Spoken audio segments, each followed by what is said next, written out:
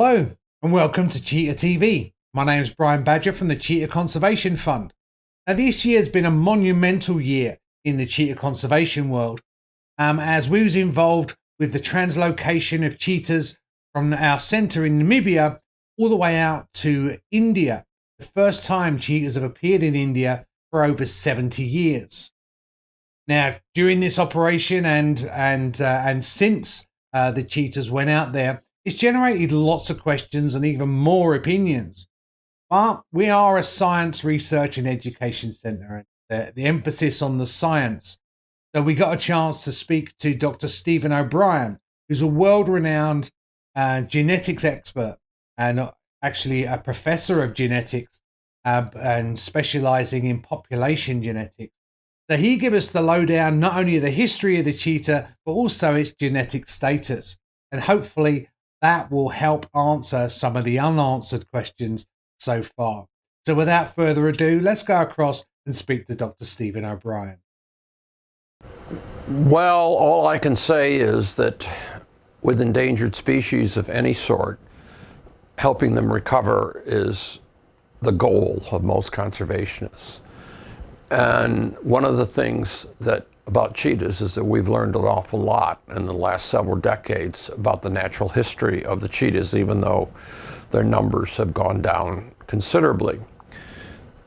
But the business about the translocation of cheetahs into India is a dream that started out in the shall I say, about 15 years ago with some Indian conservationists, and they recognized that cheetahs had gone extinct in India and for all practical purposes in Asia in the about 1950s or something like that, 70 years ago. And they wondered, since they had many tiger parks and other kinds of conservation units there, whether it might be possible to reintroduce cheetahs. And it was an idea, but it was a good idea, because if they were able to do that, it would, for all practical purposes, double the continental range of an endangered species like the cheetah, from not just Africa, but also Asia. And we know from paleontology and from fossil remains that cheetahs had been in India up until the mid-1950s, and they had been across Asia, really. Before that, they were in America, Asia, and even in South America. So they actually were born and raised in America, cheetahs were, in the sense that they grew up as a sister species to the American mountain lion or puma. When that happened, the cheetah ranged throughout America. And then there were some migrations a few million years later into Asia and then into Africa. But the cheetahs in North America went extinct abruptly about 10,000 years ago at the end of the last glacial period. And when that happened, there was maybe 20 species of large mammals that went extinct in North America and South America, including the cheetah. Things like the mastodon and the mammoths and the giant ground sloths and the saber-toothed tigers. They were all roaming around in North America. But some devastating event occurred that wiped them out. We're not really sure what it was, but it had something to do with humans arriving, something to do with climate change, and perhaps something to do with infectious disease in the prey of these animals. Anyway, whatever it was, cheetahs went away from North America. And then more recently, in the last few thousand years, they were literally in southern Asia and in Africa, and that's where they had been until very recently. So when they went extinct, due to overhunting by British big game hunters in India, in Iran, and throughout Middle Eastern Asia, well, that was kind of tragic. And it was sad for conservationists who are trying to protect the species, such as the workers and volunteers at the Cheetah Conservation Fund, CCF. So, about 12 years ago, when the Indian conservationists, led by Rajat Singh, decided to go ahead and see if they could introduce cheetahs into India again, everybody was kind of excited of the prospect. They knew it would be difficult because there were opponents of it. And the opponents were not only Indians who were interested in tigers, for example, and they didn't want their habitat taken up by cheetahs, but they were also desk jockey conservationists at places like Switzerland and IUCN, or in London or in New York, who just didn't like anything that wasn't natural. And a restoration program, they thought, wasn't natural, and if it were to take place, it should only take individuals to restore into an area like India that were very close in genetic and ecological terms to what usually lived there. And that's an important point, because the only cheetahs that were at all close to the extinct Indian cheetah that were still alive lived in Iran. And they were in 2 or 3 tiny populations of less than 20 individuals that were kind of ill and not very healthy individuals. And given that situation and the difficulty in doing anything with Iran involving the rest of the world, it almost made it a deal killer if we had to use the Iranian cheetahs. So Rajat Singh recognized this, but he and his colleagues were aware of the work that I did with Laurie Marker, my students, in the 1980s and the 1990s, which is actually relevant to this question. And what we did in those days was we discovered that cheetahs were very unusual as a species and having a highly reduced amount of overall genic variation. What does that mean? Well, if you took all of the DNA sequences in the cheetah, it's about 3 billion nucleotides or base pairs, which are the letters of the genetic code that go into a sperm and an egg. And in that is about 20,000 genes, and there's a lot of variation on the order of millions of letter differences and so forth. Well, in the 1980s, working with my students and with Laurie Marker and with several other talented scientists, we were able to discover that cheetahs were very unusual, and having a between 10 and 100-fold reduction of diversity compared to pumas or tigers or house cats or people or other species similarly tested. How did that happen?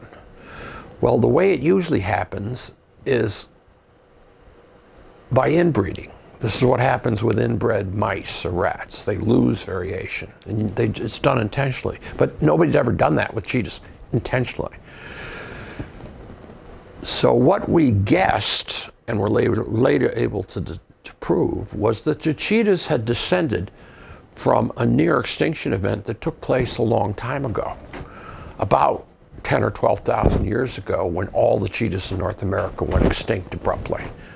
The survivors of that event had migrated already across Alaska and into Russia and founded a new generation of cheetahs. But in the process, the family members were a little bit short of outbred mating pairs, so they mated with each other and shed the genetic variation over that period of migration. And by the time they got to Africa, their diversity was remarkably low, 99% of lower than other species. Wow. We have used the tools of genetics and molecular biology to prove the timing of that, because there are things in the genes and in the DNA of species that are like chronometers. They tell time, and that's the way we're able to show that the cheetah's population founder effect, also called a bottleneck, took place 10 or 12,000 years ago. Why is that important?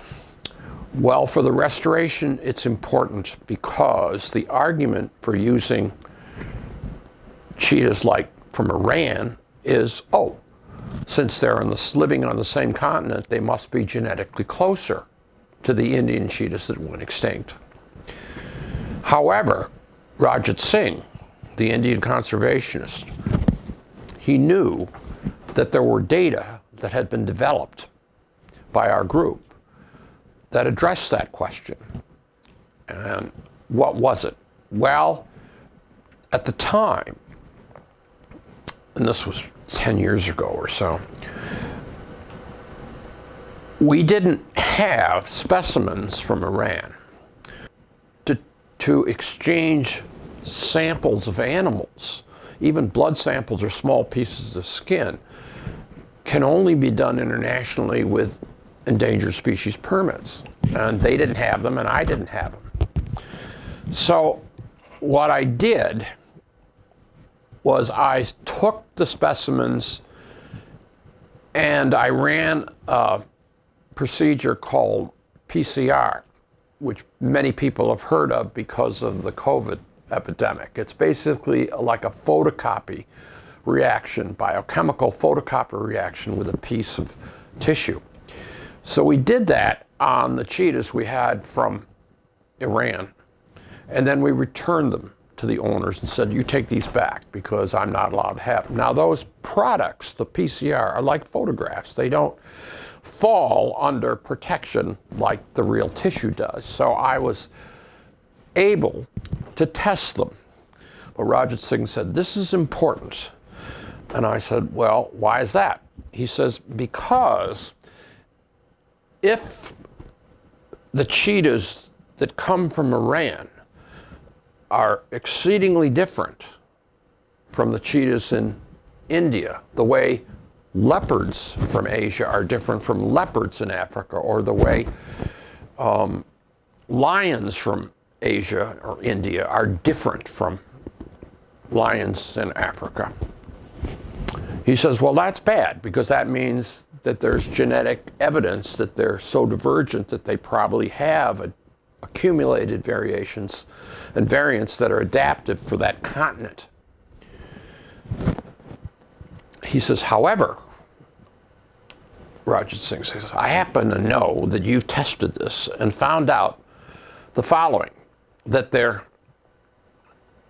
probably different, the Iranian cheetahs from the African cheetahs, but only about the same level of difference as East African cheetahs from Kenya are from South African cheetahs or from North African cheetahs, as if they were close relatives, because the date of time since the African populations descend back to a common ancestor, well, we know that was about 10 or 12,000 years at the end of the Pleistocene, when the last glaciation took place in Europe and in North America.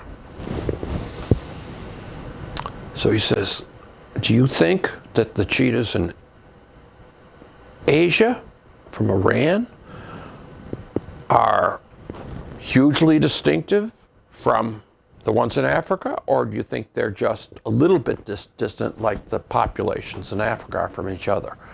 And he knew the answer because somebody told him. And I said, well, the truth is that they are very close genetically to the Iranian cheetahs are very close in genetic terms to the African animals. They're just as close as they are to each other. What does that mean? Well, it meant to me and to Rajat Singh and to his colleagues that probably the bottleneck or the founder effect, which preceded African cheetahs very recently, about 12,000 years ago, included the Asian cheetahs. It didn't occur after the separation between the Asian cheetahs. So that put the difference between Asian cheetahs in Iran and African cheetahs as 10 to 12,000 years apart, since they had a common ancestor. What does that mean in terms of time? Well, that's about as close as the people of Boston are to the people in Philadelphia. It's really close. There's nobody who would say we can't breed those together, okay? It's also 10 to 20 times closer than the continental differences between leopards of Asia and leopards of India, or between the genetic difference between lions of Africa and lions of Asia. Very close, because all these cheetahs descended from the single founder event. What did that mean? Well, in terms of the discussion about where the cheetahs should come from, Rajat Singh wanted me to come to a workshop in India to discuss the restoration and to present these data, even though it hadn't been published. And I agreed to come, and I went, and I presented the data. And when they asked me what it meant in genetic or in ecological or in management terms, what I said was, it means that there is no genetic argument that the African cheetahs would be any worse or the Asian cheetahs would be any better as a source population for introduction. My discussion was the first day of the meeting, and the rest of it went forward to try to find the right habitat with the right prey and the other kinds of things that ecologists, rather than arguing about where they should come from. And I can remember when I would discuss this with my colleagues or when I would give talks, I would say, well, it's kind of stalled, but it's such a good idea to restore them. And the data are so powerful in supporting that African cheetahs are suitable that eventually it's going to happen. It's just going to take some time to get through the legal process and the give and take of the so-called stakeholders in India. And there's a lot of them. There's over 1 billion people there. So there's a lot of opinions. And finally it did happen. The Supreme Court reversed itself and said, yeah, it's okay to do it. And that's the reason that this year they finally said to places in Africa, such as the CCF in Namibia and a couple of cheetah reserves and rescue sites in South Africa, I think we can do this if you can come up with the cheetahs. And so, a long process, 12 years of give and take, but it's a small time considering the 70 years that have passed since the cheetah went extinct. So now that the cheetahs are actually been loaded up and flown to India, and they are in the process of being rewilded in the Indian conservation reserves, I'm very, very pleased that the data has finally prevailed. I also think that the naysayers, and I know there are naysayers, and they're friends of mine, who think, oh, well, it's not going to work. Nobody knows whether it's not going to work or not. So it can succeed. And the truth is, with the kind of science that we have around cheetahs that has been developed, including in this masterful book, Summary of Cheetah Science, edited by Laurie Marker and her colleagues, we're much better equipped to monitor them and to reverse any adverse things, recognize and reverse adverse things. So I think the restoration was a great idea. It wasn't my idea. It was the Indians' idea. And Laurie Marker helped it happen. But the science was very strong in supporting it. And today, I think we just have to wait and see if it works. I hope it will, and I believe it will. Thanks ever so much for that, Steve. Really interesting. And hopefully it's helped you make an informed decision or informed opinion based on the science, based on the facts, because that's what we're all about. To find out more about Project Cheetah or our work up in the Horn of Africa, in Somaliland, or down in Namibia, around the Cheetahs ranges, or in fact around the world, then please visit our website at cheetah.org.